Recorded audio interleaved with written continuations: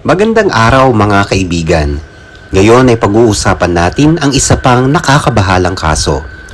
Noong 2012 sa Summer Olympics sa London, kumikislap ang mga bituin sa isang batang boksingero mula sa Puerto Rico, si Felix Verdejo Sanchez. Tinatawag siyang isang diamante, isa sa pinakamahal at inaabangan ng mga atleta sa kanyang bansa. Siya ay inaasahan na manalo ng mga titulo at gintong medalya. Noon, tila sa lahat, siya ay isang masigla at masigasig na binata na maaabot ang kahangahangang antas sa larangan ng sports. Noong 2021, ang pangalan ng boksingero ay muling naglakbay sa buong mundo. Ngunit ngayon ay napunta ang kwentong ito sa seksyon ng Criminal Chronicles. Ang future star sana ng pandaigdigang boxing ay isinilang sa Puerto Rican City ng San Juan noong 1993 noong ika-19 ng Mayo. Siya ay lumaki sa isang simple ngunit malaking pamilya at mula sa maagang edad ay nahumaling sa boxing. Ngunit noong kanyang kabataan, plano niyang ilaan ang kanyang buhay sa baseball. Ngunit itinakda ang kanyang kapalaran sa isang kakaibang pangyayari. Noong siya'y 9 na taong gulang, may dumalaw na kaibigan ng pamilya sa kanilang bahay na may kasamang anak na lalaki na parehong edad. Naglalaro ang mga batang ito sa bakuran, ngunit biglang nagkaroon ng alitan at nagkaroon ng away. Inihiwalay ng mga magulang ang mga bata at sinabi ng ama na magiging atleta na kung gusto niya makipag-away sa kahit kanino sa hinaharap. Dapat ay magsuot siya ng mga guwantes ng boxing. Matapos ang labang iyon, dinala si Felix sa isang lokal na gym kung saan tulad ng inamin niya sa huli, siya ay na-in-love sa boxing mula sa unang sesyon ng pagsasanay. Sa edad na 16, siya ay nanalo sa Pan American Junior Championships. Isang taon pagkalipas ng pangyayaring iyon, siya ay nagwagi sa championship sa kanyang bansa.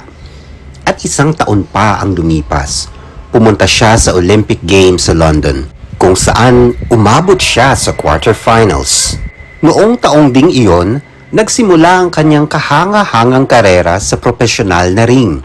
Sa kabuuan, si Verdejo ay nagkaroon ng 29 na laban, nakakamit ng 27 na tagumpay, at noong 2014, kinilala siya bilang may akda ng pinakamagandang knockout sa kanyang laban kay Sergio Villanueva.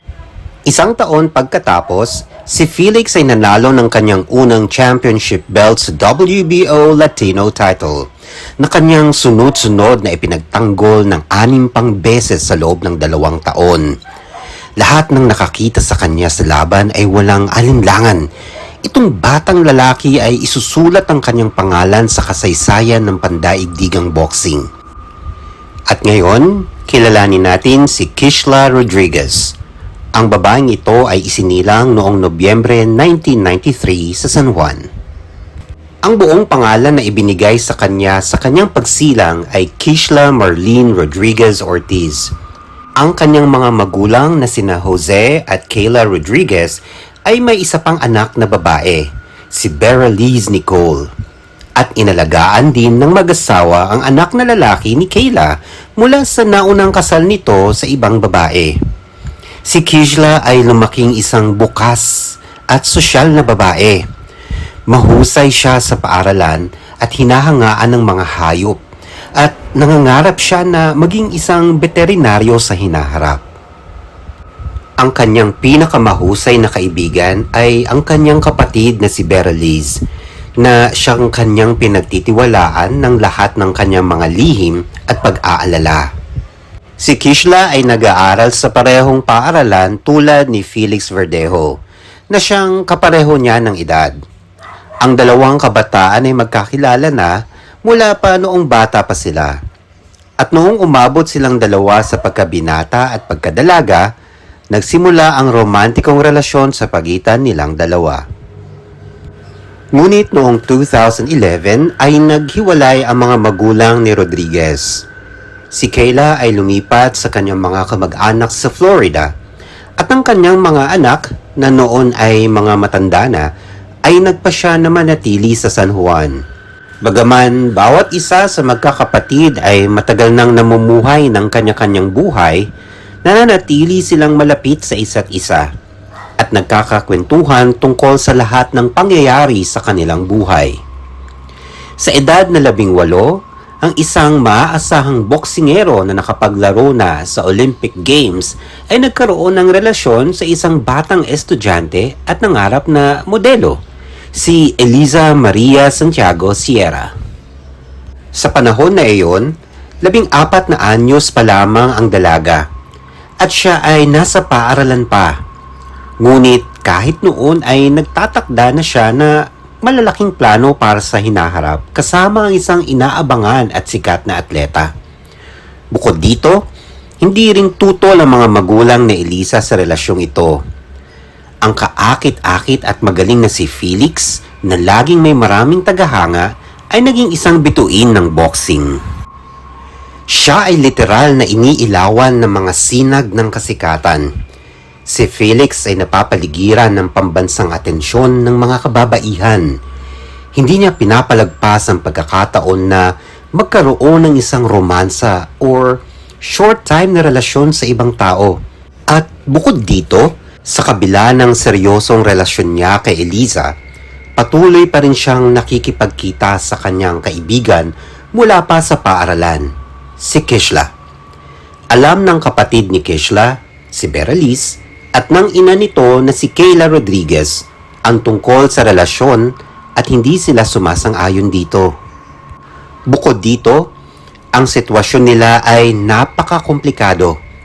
Sa isang banda, iniisip ni Eliza na siya ang tanging babae at dakilang pag-ibig ng atleta na handa ng mag-asawa at gumawa na ng plano para sa kanilang hinaharap na magkasama.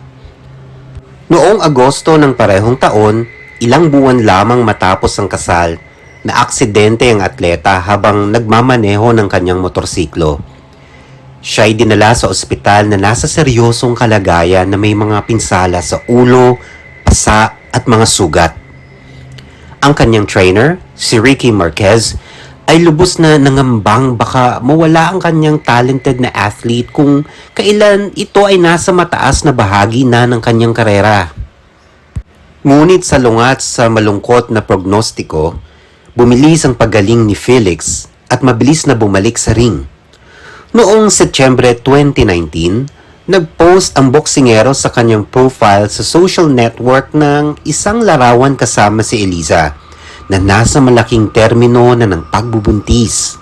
Sa comment sa larawan, isinulat niya, "Malapit ko nang makilala ang prinsesa ng buhay ko."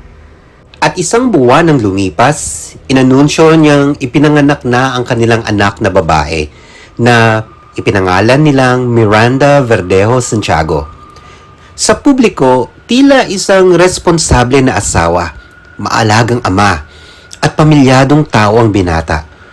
Ngunit, inililihim niya mula sa kanyang asawa na patuloy siyang nakikipagkita kay Kishla. Ayaw pakawalan ni Felix si Kishla. Kaya walang choice si Kishla. Inilirawan si Kishla ng mga katrabaho bilang masipag, masigasig at napaka-responsable.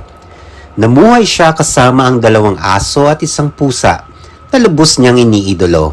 Noong 2020, natuklasan ni Eliza ang korespondensya ng kanyang asawa sa ilang mga kerida, kasama na si Kishla. Binigyan ni Eliza ang kanyang asawa ng skandalo at itinapon siya sa labas ng kanilang bahay na nagbabanta na irereklamo niya ito at ipagbabawal na makita ang kanyang anak na babae. Ang mga banta ni Eliza ay may epekto.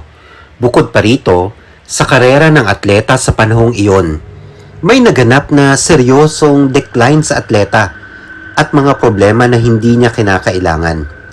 Matapos ang ilang buwan ng mga lihim na pagbisita, noong Abril 2021, natuklasan ni Kishla na siya'y buntis. Bumili siya ng isang rapid test sa drugstore na tanging nagtiyak lamang ng kanyang mga pangamba.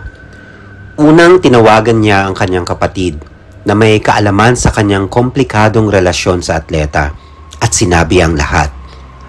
Wala sa usapan ng pagpapalaglag.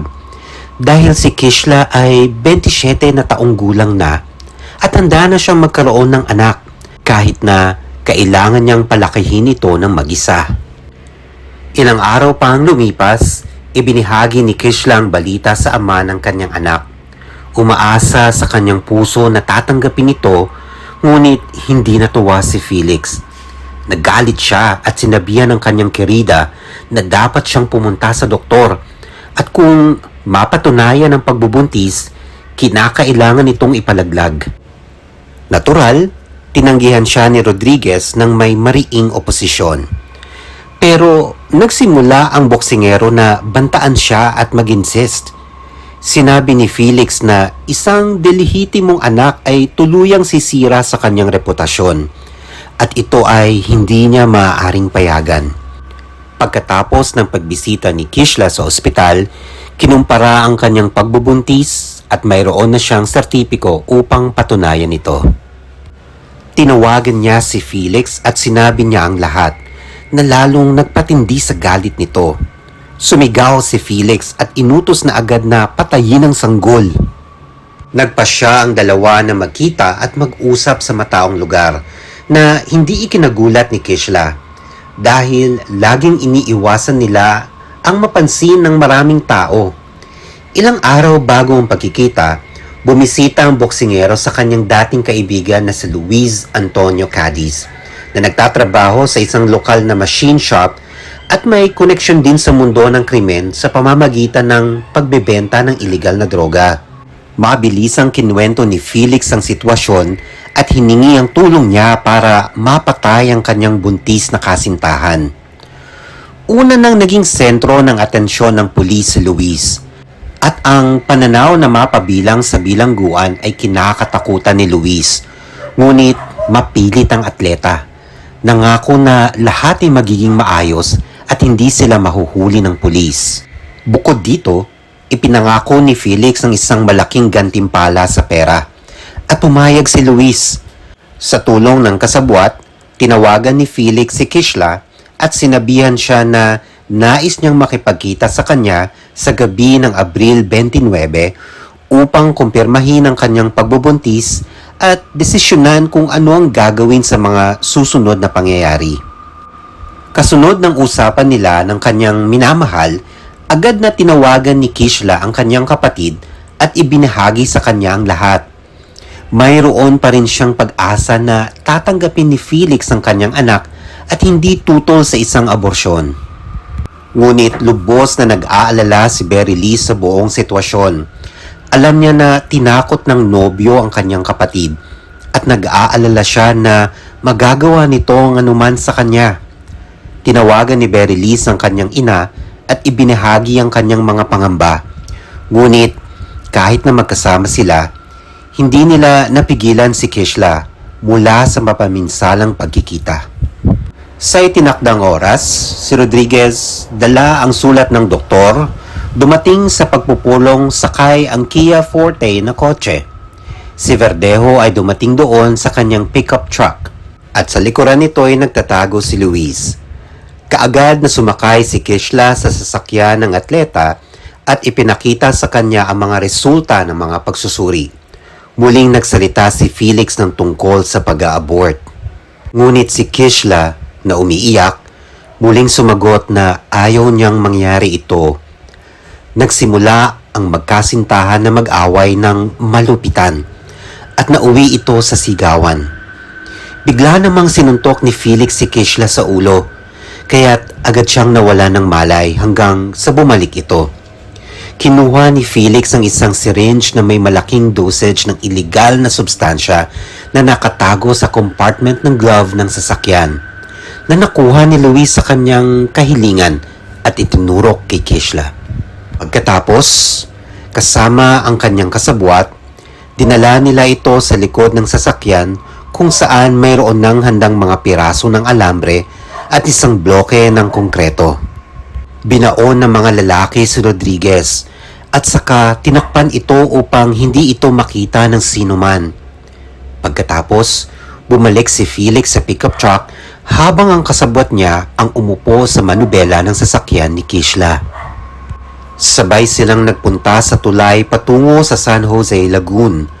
Halos walang tao sa gabi.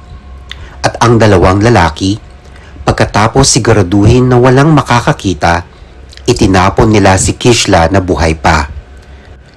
Gayunpaman, nagdesisyon silang magpaputok gamit ang mga baril na dala-dala nila upang hindi bigyan ng pag-asa ang biktima. Matapos ang pagwawakas ng massacre, umuwi na ang dalawa. Ang mga katrabaho ni Kishla ang unang nag-alala nang hindi siya dumating sa veterinary medicine ng aesthetic center kinabukasan. Laging responsable si Kishla at hindi ito nagkakataon na hindi dumalo sa trabaho nang hindi nagpapaalam sa kahit na sino. Dahil hindi siya sumasagot sa telepono, naisipan ng kanyang mga katrabaho na makipag-ugnayan sa kanyang kapatid upang malaman kung ano ang nangyari. Matapos ang ilang hindi matagumpay na pagsusubok na makipag-ugnayan sa kanyang kapatid, pumunta siya sa kanyang bahay. Walang sumasagot sa pinto, ngunit may reserbang susi si Berylise kaya't nakapasok siya ng madalian. Ngunit siya ay sinalubong ng mga gutom na alagang hayop na hindi pa kumakain ng halos 24 na oras. Ngayon ay nasa kalagitnaan na ng pangamba si Berylise dahil napagtanto niya na may nangyaring masama kay Kishla. Agad niyang tinawagan ang kanyang ina at ibinahagi ang lahat at saka iniulat sa pulisya ang kanyang mga hinala at banta sa kanyang kapatid. Tumawag din siya kay Felix ngunit itinanggi nito na pumunta siya sa anumang pagpupulong noong nakaraang gabi at hindi siya nagtungo sa anumang meeting. Ang ina ng nawawala ay dumating sa San Juan mula sa Florida sakay ng pinakamaagang flight. Iniisip niya na maaaring inilipat ng nobyo ang kanyang anak sa pribadong klinika at nagbayad upang ipalaglag ito ng walang pahintulot.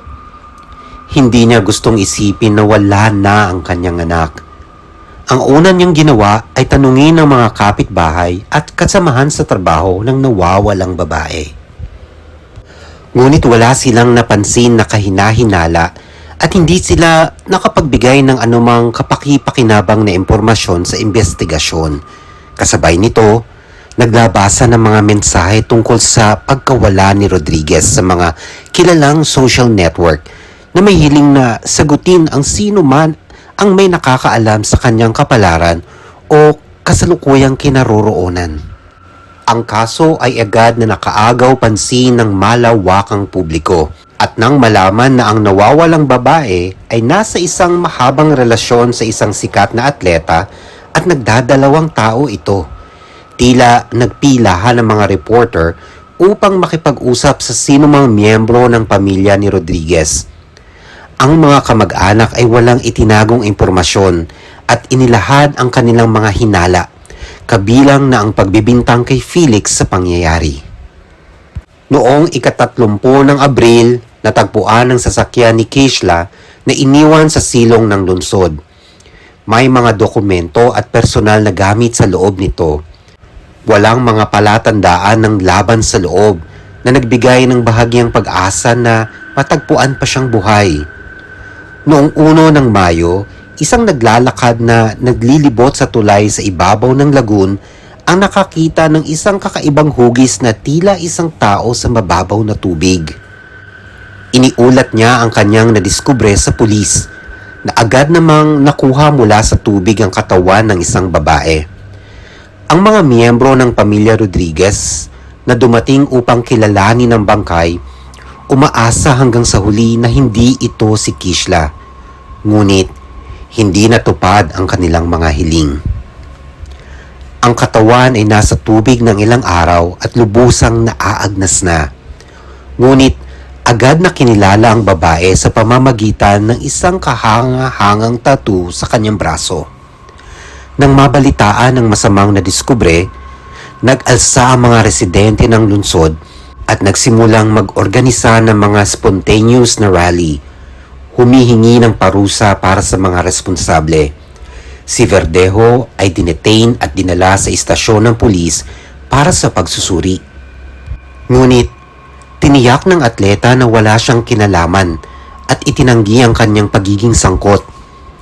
Ayon sa kanyang asawa, wala namang batayan na i-charge si Felix kaya't inilabas siya ng kusa. Isa sa mga pangunahing saksi ang legal na asawa ng atleta na sa unang pagtatanong ay inamin na alam niya ang relasyon ng kanyang asawa kay Kishla, ngunit narinig lang niya ang tungkol sa pagbubuntis ng kanyang karibal. Ang unang ginawa ng mga investigador ay suriin ang mga video ng traffic surveillance sa daan patungo sa tulay kung saan iniwan si Kishla. Ganito natuklasan ng pickup truck ni Felix at ang sasakyan ng biktima na naglalakbay sa likuran nito. Pero malinaw na hindi ang may-ari ang nagmamaneho ng Kia Forte. Sa parehong araw, kinumpiska ang sasakyan ng boksingero para sa pagsusuri. At sa kotse natagpuan ang ilang buhok ng biktima. Si Luis ang unang sumuko sa pulisya na nangako na sasabihin ang buong katotohanan kapalit ng mas mababang parusa. Si Felix rin ay dinala sa kustodiya, ngunit tumanggi siyang tumulong sa investigasyon. Hindi sumasagot sa mga tanong at patuloy na itinatanggi ang kanyang kasalanan, kahit na mayroong di matitinag na ebidensya. Kinumpirma ang baril kay Felix na ginamit niya para barilin ang biktima mula sa tulay. Gayun din, kinumpirma ng cellphone check ang katunayan na sina Felix, Luis at Kishla ay nasa parehong lokasyon noong mapaminsalang gabi. Ang huling paalam kay Kishla ay noong 8 ng Mayo at ang seremonya ng libing ay naging laman ng pambansang balita. Isa itong uri ng rally na humihingi ng hustisya sa mga may sala ng trahedya. Pati na rin isang aksyon upang maakit ang atensyon ng publiko sa problema ng karahasan sa kababaihan. Ang kabaong na may katawan ni Rodriguez ay dinala sa sementeryo, hindi sa isang tradisyonal na karoseriya, kundi sa isang puting kalesa na kung saan ito ay hinahagisan ng mga puting bulaklak mula sa ere. Maraming kilalang kapwa Puerto Rican, kabilang ang mga bituin sa industriya ng showbiz, mga atleta, politiko, at mga pampublikong personalidad ang nagpahayag ng kanilang opinyon hinggil sa mataas na pampublikong pangyayari. Si Verdejo ay sinampahan ng kasong carjacking, kidnapping, premeditated murder, at pagpatay sa hindi pa isinisilang na sanggol. Ang lahat ng mga krimen na ito ay nagdadala ng parusang kamatayan. Ngunit, simula pa sa una, hinihiling ng mga kamag-anak ng biktima sa korte na piliin ng parusang habang buhay na pagkakakulong para sa pumatay, upang siya'y magdusa sa bilangguan habang buhay. Ang pagdinig ay paulit-ulit na naantala dahil sa pandaigdigang pandemya ng coronavirus. Pero noong tagsibol ng 2021, isinagawa ang paglilitis sa virtual na paraan. Nakumpirma ng korte na ang krimen ay isinagawa ng isang pangkat ng tao sa pamamagitan ng unang pakikipag-usap at may partikular na kalupitan laban sa isang babaeng buntis. Kinumpirma ni Luis na siya ang nagbigay ng droga para sa pagtusok sa kahilingan ng kaibigan at nagdala rin ng alambre at bloke ng semento. Ngunit patuloy na itinatanggi ni Felix ang kanyang pagkasangkot sa kaso. Ang asawa ng boksingero ay kumilos sa korte bilang testigo na halos agad-agad pagkatapos arestuhin ng kanyang asawa ay nag-file ng annulment at inalis ang sarili sa nangyayari, bago nito itinuon ang kanyang atensyon sa pag-unlad ng kanyang negosyo at pagpapalaki sa kanyang batang anak. Ayon sa ilang ulat, kamakailan lamang muling nag-asawa si Elisa Santiago. Inamin ni Elisa mismo sa isang panayam na siya'y paulit-ulit na nakakatanggap ng mga anonymous na tawag at mensahe na may death threats, pati na ang mga death wishes sa kanya at maging kay Miranda. Marami ang nag-iisip na ang asawa ng atleta ang nag-organisa ng krimen. Pagtapos maglabas ng lahat ng ebidensya, Si Felix Verdejo at ang kanyang kasabwat na si Luis Cadiz ay napatunayang may sala sa bawat isa sa mga paratang laban sa kanila. Ngunit sa kabila nito, hindi pa napaparusahan ang mga pumatay. Ang susunod na pagdinig sa korte ay nakaschedule para sa kalahating Nobyembre ng 2023. Malamang na ang parehong lalaki ay sangkot sa kamatayan ni Kishla Rodriguez at ng kanyang hindi pa isinisilang na anak, at ang dalawa ay mapupunta sa bilangguan habang buhay nang walang karapatang lumabas ng bilangguan. Salamat sa panonood mga kaibigan. Mag-subscribe sa channel at marami pang mga nakakabahalang kwento ang naghihintay sa inyo.